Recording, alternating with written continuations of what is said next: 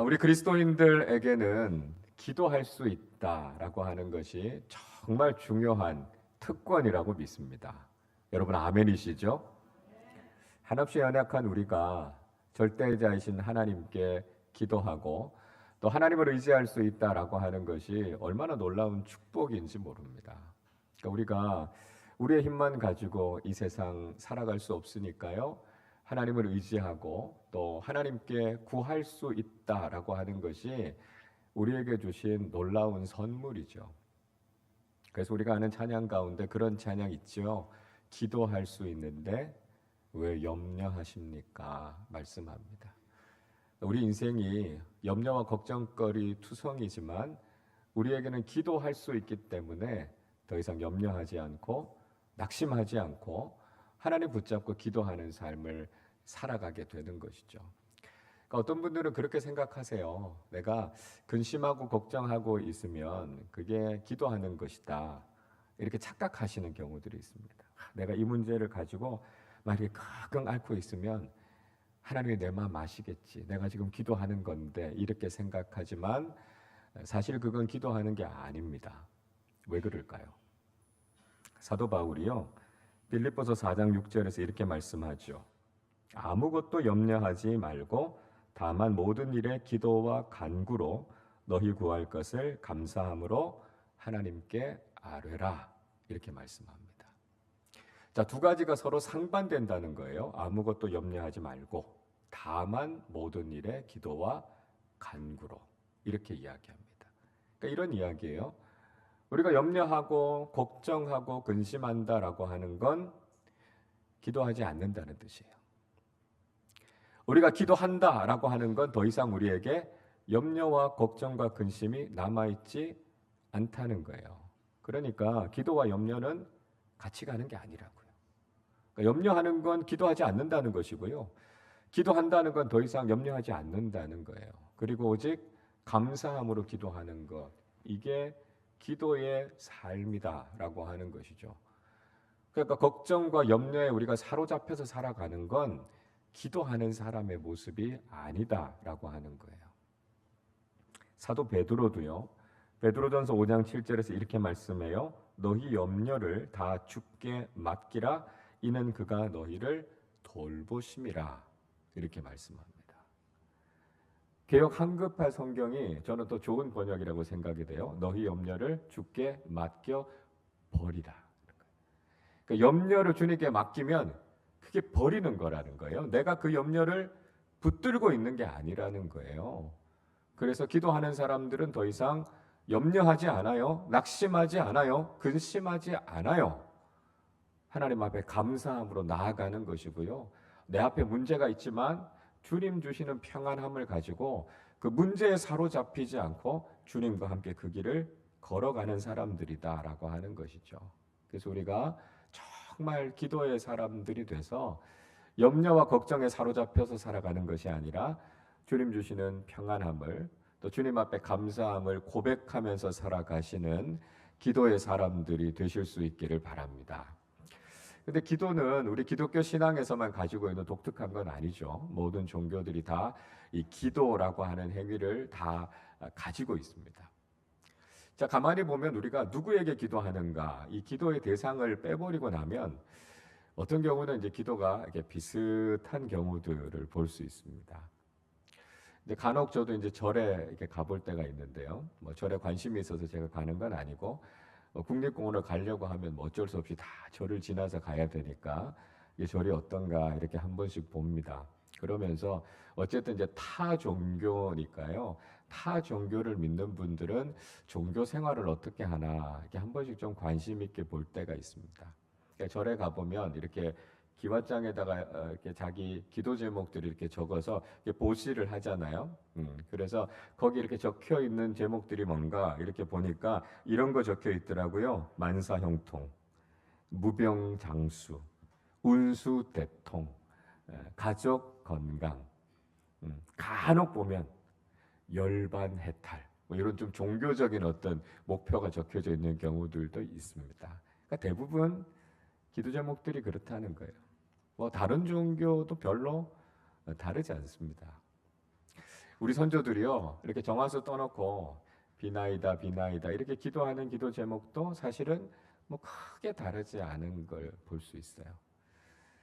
자, 그러면 우리 기도 제목도 점검을 한번 해봐야 되죠. 우리는 어떻습니까? 우리가 기도하고 있는 기도의 제목들, 우리는 좀 다르냐라고 하는 거죠.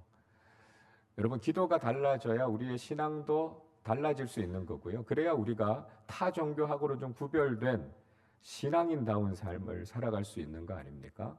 그래서 우리 기도 내용들을 한번 좀 점검해 보셔야 됩니다. 기도라고 하는 것 가장 기본적인 신앙이잖아요. 그렇기 때문에 기도가 새로워져야 우리의 신앙이 새로워질 수 있다라고 하는 거죠. 그러니까 기도는 기본적인 것과 동시에 중요한 것입니다. 그래서 우리가 이 중요한 기도를 제대로 하고 있는가 이걸 우리가 잘 살펴봐야 된다라고 하는 거죠. 그러니까 우리는 그렇게 기도하고 있지 않습니까? 우리가 하나님 앞에 하나님 이것 주세요 이렇게 막 이렇게 때를 쓰고 있는 거 이게 우리 기도 모습은 아닌가라고 하는 거죠. 마치 4살, 5살 된 아이가 엄마 아빠한테 이거 내가 원하는 걸 받아내기 위해서 막 때를 쓰는 것 같은 것이 혹시 우리의 기도의 모습은 아닌가 하는 거예요. 어떤 분들은 기도하면서 막 하나님 협박하시는 분들이 있어요.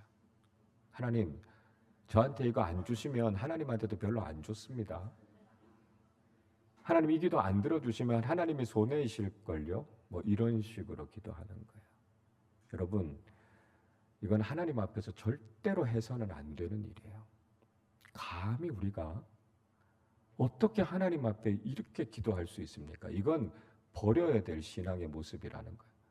마치 하나님을 내 생각대로 내 마음대로 움직일 수 있을 것처럼 여러분 그렇게 생각하는 것 아주 잘못된 거예요. 다른 게 신성모독이 아니에요. 이런 게 신성모독이라는 거예요. 여러분 우리는 기도를 통해서도 하나님을 하나님 되게 하는 신앙을 가져야 돼요. 그러기 위해서는 우리가 어떤 기도의 사람이 돼야 되는가 우리 자신을 한번 점검해 봐야 되죠. 성경에서 예수님께서는 우리에게 기도의 참 좋은 모범에 대해서 말씀해 주시지 않으셨습니까? 이렇게 기도하라 말씀하셨어요. 그러면 우리가 예수님이 어떻게 기도하셨는가 보면서 우리가 그 기도를 배워야 된다는 거죠.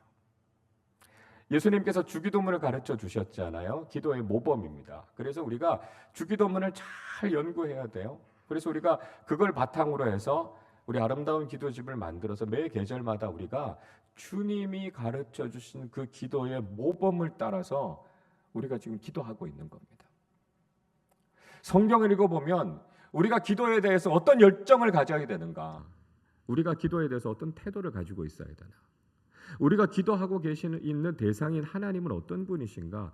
우리가 그걸 알고 기도해야 된다라고 하는 이 기도에 대한 교훈이 성경 속에 굉장히 많이 나오죠. 그래서 우리가 그런 기도의 교훈과 모범을 따라서 기도해야 우리가 제대로 기도하는 사람이 된다는 거예요.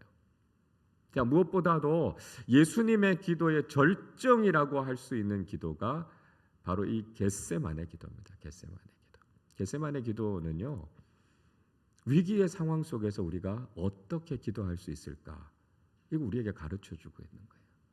우린 그런 생각합니다. 평소에는 내가 기도하지 않지만 뭔가 인생의 위기가 닥치면 전 기도할 겁니다. 이렇게 이야기합니다. 근데 그렇게 안 돼요. 여러분 평소에 우리가 기도하는 훈련이 되어 있지 않으시면 어려운 일이 닥쳐도 기도 안 합니다. 낙심해요. 포기해요. 그러니까 위기의 순간에도 흔들리지 않고 기도할 수 있는 거 이거 대단한 영성이에요. 자, 예수님의 기도의 절정이라고 할 수 있는 이 겟세마네 기도를 통해서 오늘 우리가 배우게 되는 것이 무엇인가 우리가 말씀을 좀 생각해 보려고 합니다. 자, 우선 예수님의 기도는 정기적인 기도였다는 거예요. 자, 39절 말씀 같이 읽겠습니다. 예수께서 나가사 습관을 따라 감람산에 가심에 제자들도 따라갔더니 예수님께서 습관적으로 감람산에 가셨다 이렇게 말씀해요. 예수님께서 기도에 습관을 가지셨다라고 하는 거죠. 그러니까 이 말씀은 뭐 그냥 습관이니까 늘 그렇게 하셨다 뭐 아니면 그냥 형식적으로 기도하셨다 뭐 이런 이야기의 습관이라는 뜻이 아니잖아요. 이 습관이라고 하는 단어, 헬라어 단어 에토스라고 하는 말은 규례라는 뜻이에요. 규칙, 관습이라는 뜻이에요. 그러니까 예수님께서 어떻게 기도하셨다고요? 규칙적으로 기도하셨다고요. 예수님께서 어떻게 해요? 정기적으로 기도하셨다고요. 예수님이 생각나시면 기도하고 생각 안 나면 지나가고 이렇게 하지 않으셨다는 거예요. 하나님 앞에 기도하는 시간을 가장 우선에 두시고요. 딱 그 시간이 되면 하나님 앞에 나가셔서 늘 기도하는 삶을 사셨다는 거예요. 그게 예수님께서 기도의 습관을 가지고 계셨다는 거예요. 여러분, 우리가 그리스도인으로 살아가면서 기도하는 습관을 가져야 됩니다. 기도의 습관을 가지기 위해서는 기도를 훈련해야 된다는 거예요. 왜 그렇습니까? 우리가 죄의 성을 갖고 있기 때문에 그래요. 우리가 저절로 기도하게 되는 것이 아니기 때문에 그렇습니다. 우리의 본성이 악하기 때문에 우리는 거룩한 삶을 사는 건 훈련해야 돼요. 습관을 가져야 돼요. 정해놓고 해야 된다는 거예요. 여러분, 우리가 본성적인 건 훈련 안 해도 됩니다. 우리가 뭐 재미있는 거 보는 거, 재미있는 거 즐기는 거, 뭐 우리 아이들이 게임하는 거 이런 건 딱 정기적으로 훈련해야 할 수 있는 게 아니죠. 그냥 가만히 놔둬도 하는 거예요. 왜요? 우리 본성이랑 맞는 거거든요. 근데 우리 본성과 거슬러 가는 건 훈련해야 돼요. 습관을 들여야 돼요. 운동하는 거 그렇잖아요. 저절로 운동하는 거 안 되시잖아요. 겨울에 날 추울 때 이부자리 다 제쳐놓고 나가서 운동하는 거 어렵습니다. 그래도 힘들지만 그 습관을 들여야 되는 거 아닙니까? 그래서 헬스장 회원권 끊어놓고 매일매일 가서 운동하는 거 습관을 들이는 거예요. 기도도 마찬가지라는 거예요. 기도도 정기적으로 우리가 기도하는 거 습관을 들여야 돼요. 그러니까 거룩한 습관이 돼야 기도하는 거지 그렇지 않으면 기도하지 못한다는 거예요. 여러분, 그래서 정기적으로 공예배, 공기도회 참석하는 습관을 가지셔야 돼요. 하나님 앞에 기도하는 것 시간을 정해놓고요. 그때 시간을 지키면서 기도해야 돼요. 예수님께서도 기도하는 습관을 가지셨다고 말씀해요. 여러분, 그러면 우리가 기도하는 습관을 가져야 되는 거 당연한 거 아니겠습니까? 훈련을 통해서 이 거룩한 습관을 가져야 된다는 거예요. 자, 근데 놀라운 건 뭐냐면 우리가 이렇게 기도의 습관을 갖게 될 때 우리는 기도의 능력과 은혜를 경험하게 된다는 거예요. 우리가 정기적으로 규칙적으로 기도하는 삶을 살게 될 때 우리는 그 기도의 능력이 뭔지, 그 기도를 통해 우리에게 주시는 은혜가 뭔지 이걸 경험하게 된다는 거예요. 경건한 유대인들은요 3번씩 정해놓고 기도했습니다. 오전 9시, 낮 12시, 오후 3시 다 정해놓고 기도했어요. 그렇게 기도할 때 무슨 일들이 일어났습니까? 베드로와 요한이요 정해놓고 하루에 3번씩 기도했거든요. 그 기도 시간에 성전에 올라가다가 성전 미문에 있는 안전뱅이를 일으켜 세우는 기적을 일으켰습니다. 베드로가 늘 규칙적으로 기도하는 그 기도 시간에 환상을 보게 됐어요. 그걸 통해서 고넬료와 그 가족들이 구원받는 일이 일어나지 않았습니까? 여러분, 기도가 우리에게 습관이 되면 그 기도가 우리에게 능력이 된다는 거예요. 그 기도를 통해서 하나님의 은혜가 임하게 된다는 거예요. 그래서 우리가 그리스도인으로 살아가는 동안 이 기도의 습관을 가지셔야 됩니다. 예수님께서 거룩한 습관, 기도의 습관을 가지셨던 것처럼 우리도 정해져 있는 시간에 하나님 앞에 나아가 기도하는 이 거룩한 영적인 습관을 가지셔서 기도의 능력과 기도의 은혜를 경험하는 우리 모두가 되실 수 있기를 바랍니다. 둘째로요, 예수님의 기도는 유혹을 이기는 기도였다는 것입니다. 40절 같이 읽겠습니다. 그곳에 이르러 그들에게 이르시되 유혹에 빠지지 않게 기도하라 하시고.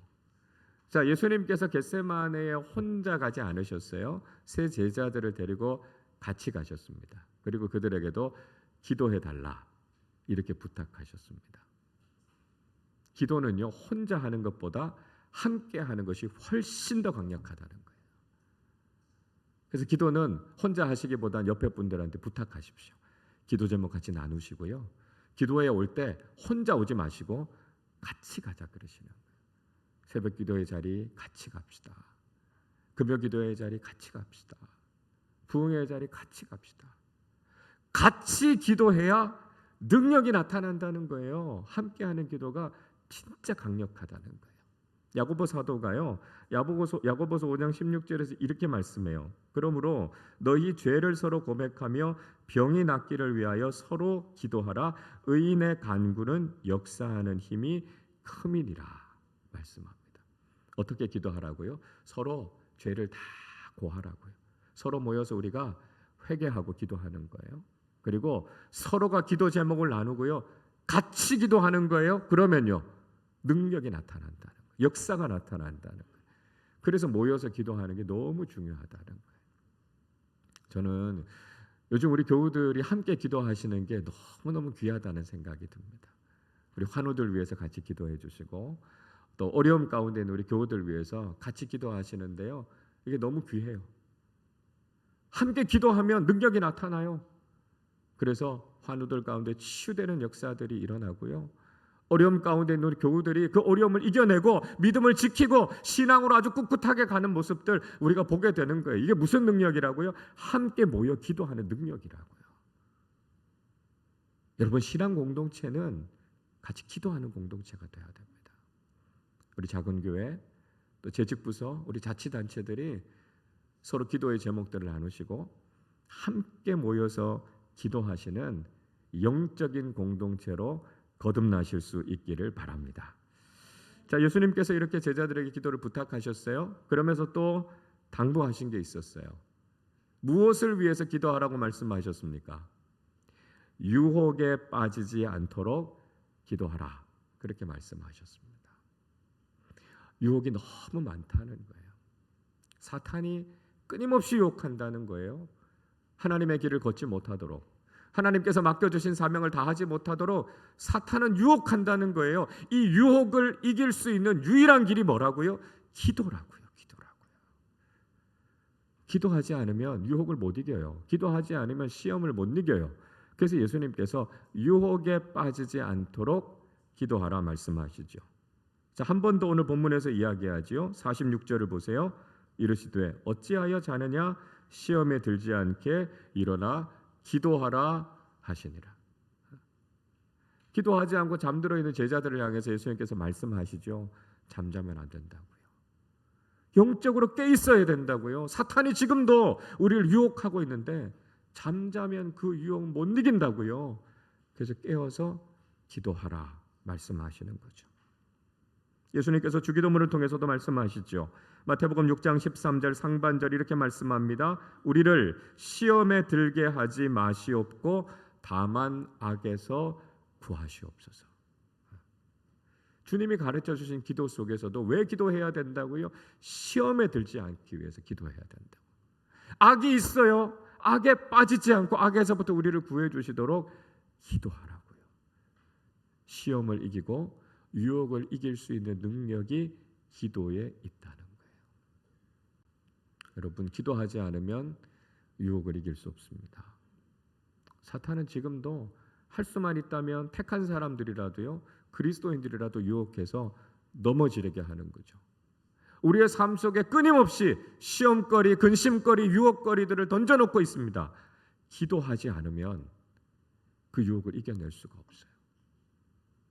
마귀의 유혹이 얼마나 집요한지요, 얼마나 교묘한지 우리가 그냥 방심하면서 지내면 그게 유혹인지도 모르고요, 그게 시험인지도 모르고 다 걸려 넘어집니다.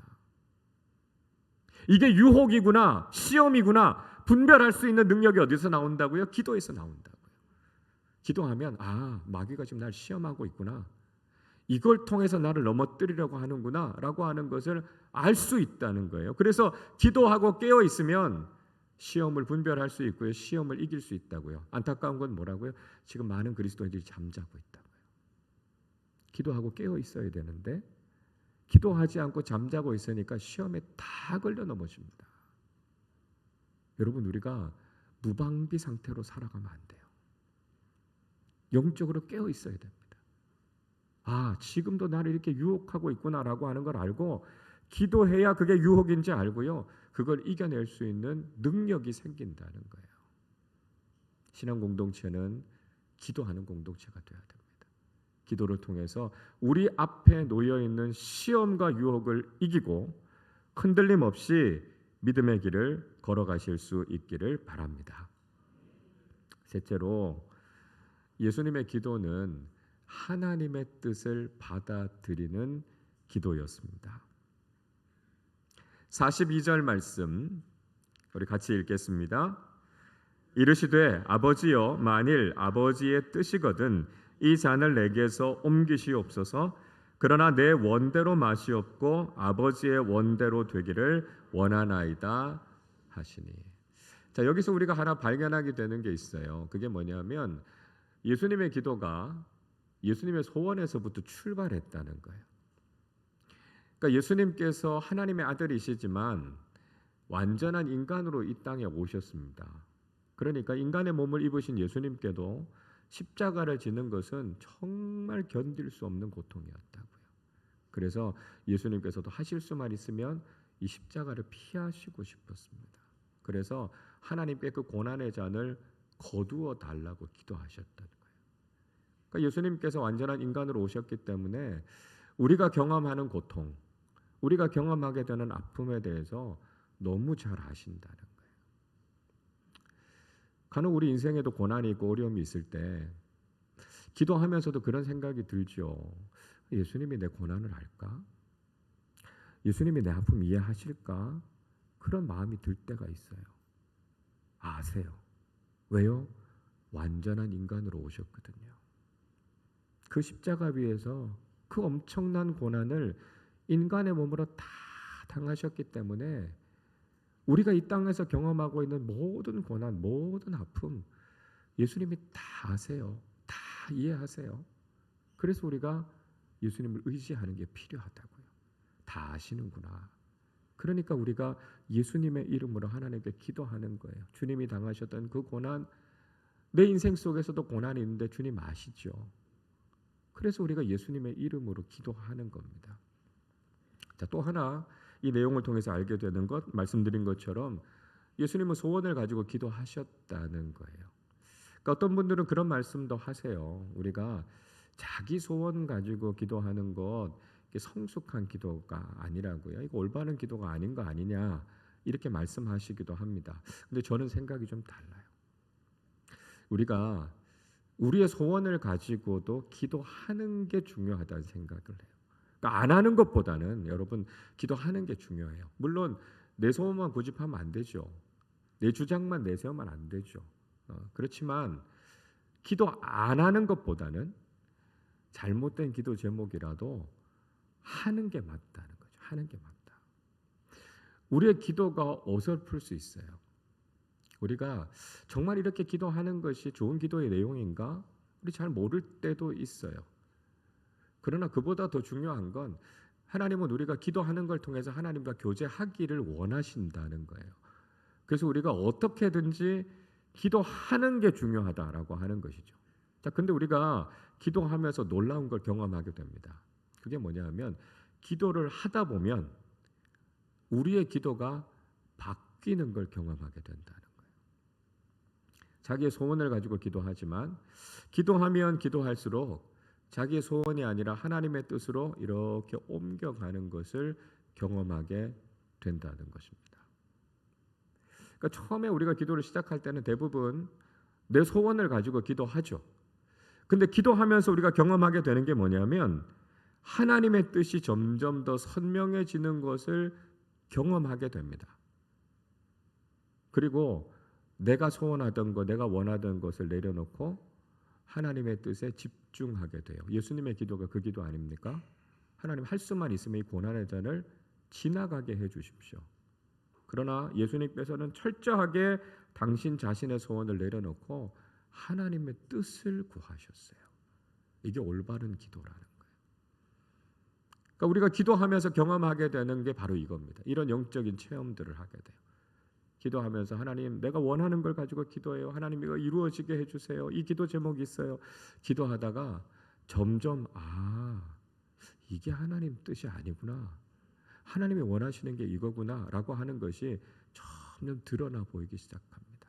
그래서 하나님의 뜻대로 해주세요. 그렇게 바뀌는 걸 경험하는 것이 기도라는 거예요. 여러분, 우리가 타 종교 사람들이 기도하는 것들, 우리가 미신을 믿는 사람들이 기도하는 것과 우리 기도가 어떻게 다릅니까? 타 종교에서는 어떻게든지 신을 달래서, 얼러서, 설득해서 내가 원하는 걸 얻어내려고 그래요. 막 신을 협박하기도 하고요, 괴롭히기도 하고요, 어떻게 해서든지 내가 원하는 걸 얻어내려고 해요. 그러나 여러분, 우리의 기도가 다른 건 뭡니까? 우리는 기도해서 하나님을 바꾸는 게 아니에요. 기도하면서 내가 바뀌는 거예요.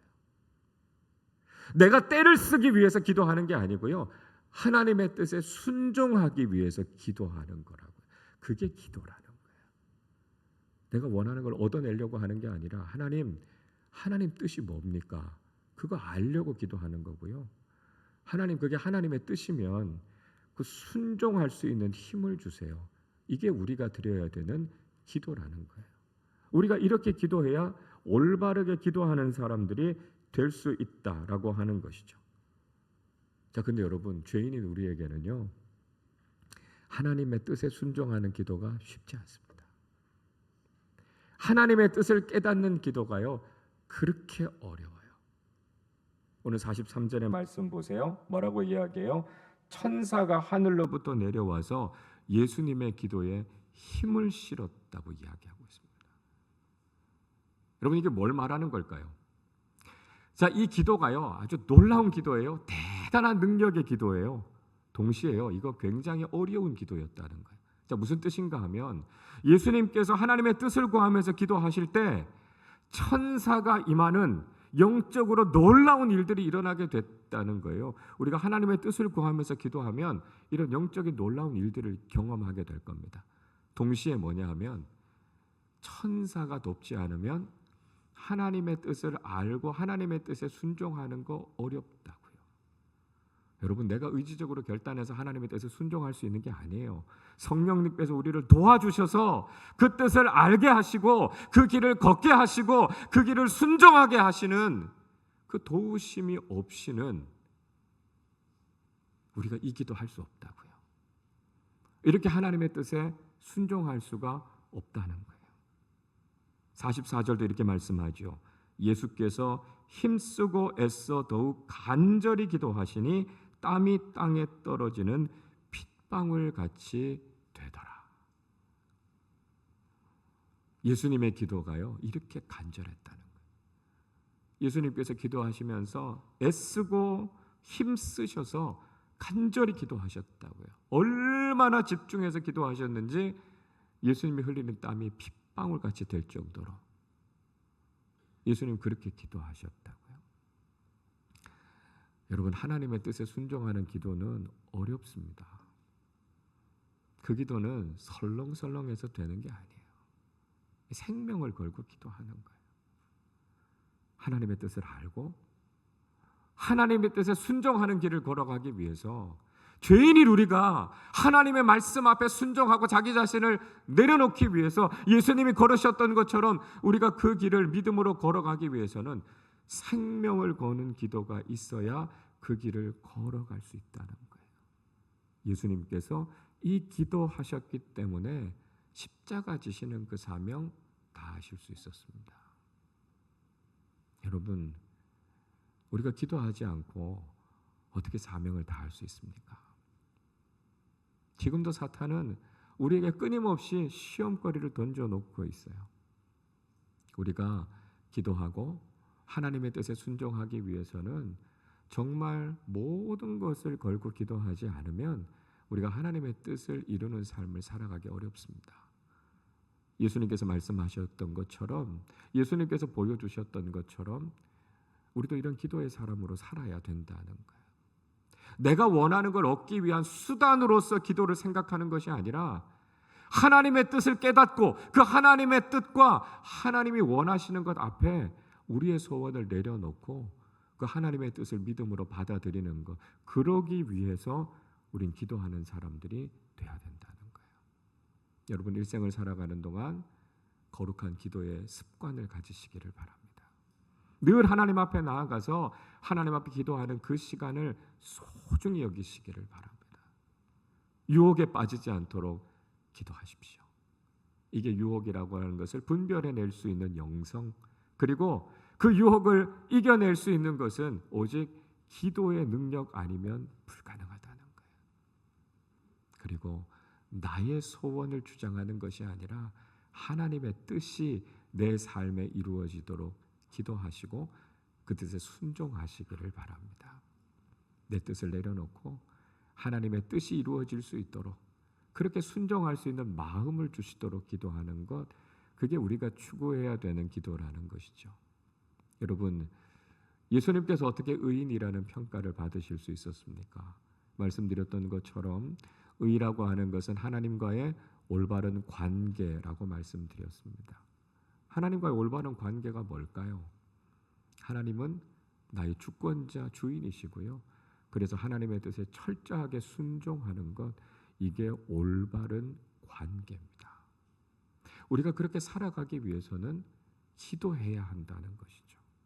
우리가 예수님처럼 믿음으로 기도해서 하나님의 뜻에 온전히 순종하는 그리스도인들이 되실 수 있기를 바랍니다.